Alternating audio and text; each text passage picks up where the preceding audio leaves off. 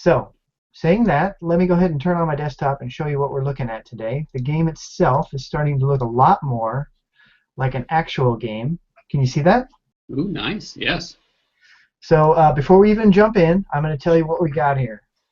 The things that I've added this week that we get to cover hopefully today are I have added a new AI style for the enemies. Now we have green zombies, which are stupid zombies. We have red zombies, which are more vigorous in their attempts to kill you and track you down. So the green ones use our original AI, and they will just move to a point and then move to another point, and they have no clue about you. They see you, they move to that point, and you're ignored for the rest of the time until they get there, and then they zero in on you again and try again. Then the red zombies use the AI, and I use the term AI very loosely, the movement code from last week that we talked about, where they adjust their path every half second or so, half second to a second, and they will continually change their direction trying to catch up to you. And then the most exciting one is I added a whole new piece of movement and attack logic for the skeletons, the archers, and they will move very much like the red zombies in that they will continually update their path to you, but every time they move, what they'll do is they'll move, stop, pause a moment, and shoot at you, and then they'll move, pause, shoot, and so you get this. Right now we don't have any sound, and I need to add that, but when the sound is in there, you'll get a cue in a sense that you need to move because a bow has just been fired at you, so you need to start paying attention. And on top of this, I have added logic that will progressively make the game harder. So you start off at level 1, the only kind of zombies that come out, you'll get one zombie, it's a green zombie, and then you finish level 1, then you can have 2 green zombies in level 3, and it gets progressively harder. Then soon red zombies will show up. Then at about level 15, which you get very quickly, you'll get to level 15, depending on how you play, then the archers start to show up. And another thing that the archers have is, since they fire bows at you, I decided that their arrows should also kill zombies, but not archers.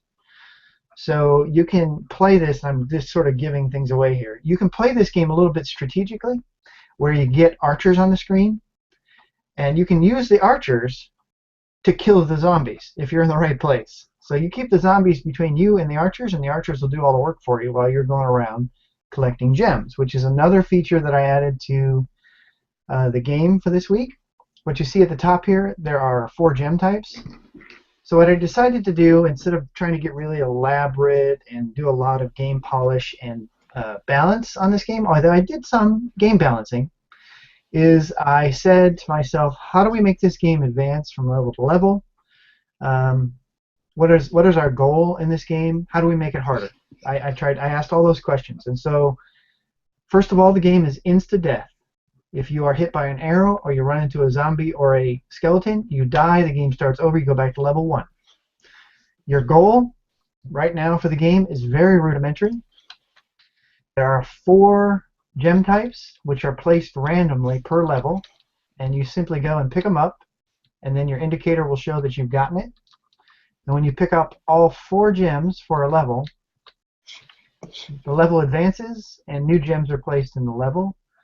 And as the difficulty goes up, you get more zombies being introduced. So every 2 levels you can have, so at level 2 and level 1 you can have 1 zombie. At level 3 you can have 2 zombies. And it's basically the level divided by 2 and then the lowest integer value below that, or the highest integer value from there. So I guess I had that wrong. On level 2 you'd be able to have a maximum of 2 zombies, level 3 2 zombies, and so on and so forth. You can have a maximum of 100 enemies on the screen at a time, so at higher levels this starts to get really hectic. You're limited to a very small space, although what I'm going to do next week, you'll see, currently we're using just the debug outline that I introduced in a previous show. But what I'm going to do instead is I'm going to surround the play area with trees and bushes, and you won't be able to advance into the trees and bushes. And then the zombies and archers will come out onto the screen but they will be masked by the trees and bushes, so they'll just walk into the play area out of this forest, so to speak. That's how I'm envisioning it. I haven't gotten that part quite working yet. Clash of Clans style. I guess so. You know, I haven't played Clash of Clans very much. I know. What's wrong with me?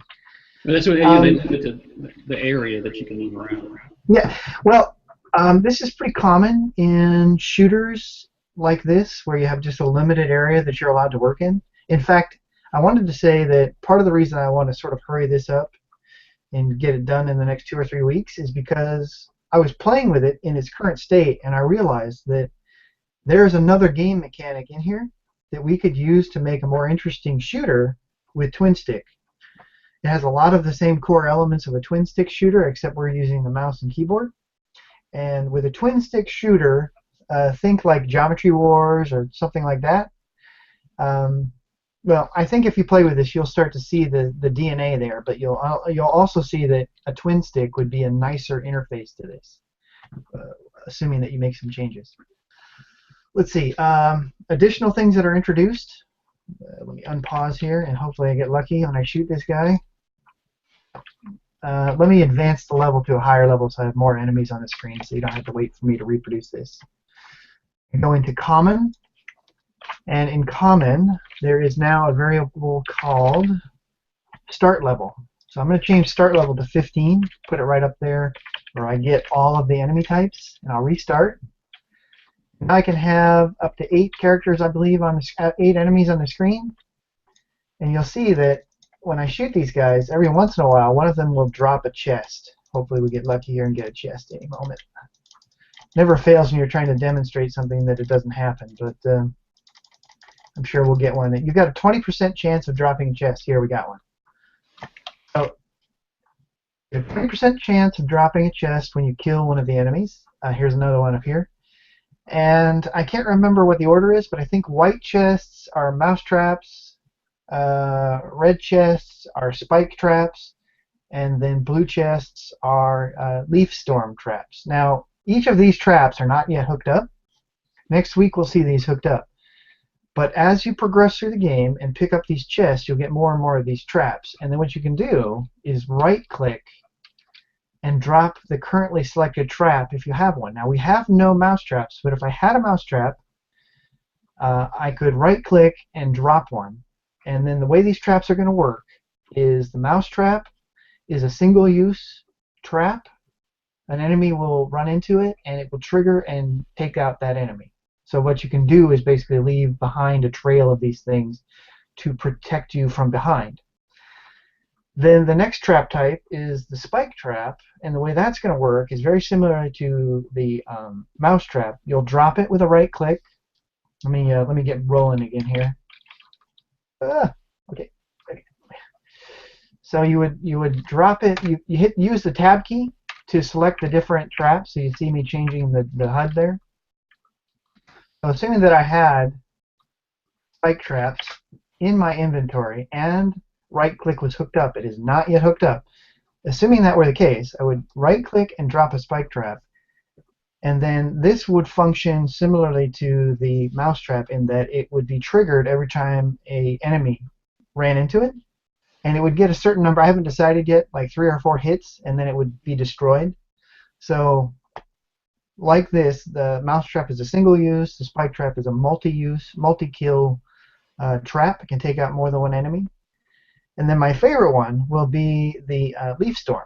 What this will do is when you drop it, it'll immediately home in on the nearest enemies and continue to cycle through its animation. And every time it hits an enemy, it will destroy the enemy and fling it off in some random direction, and then move on to the next enemy for a certain period of time, like 2 or 3 seconds. So it's a very destructive trap that will home in on the enemies.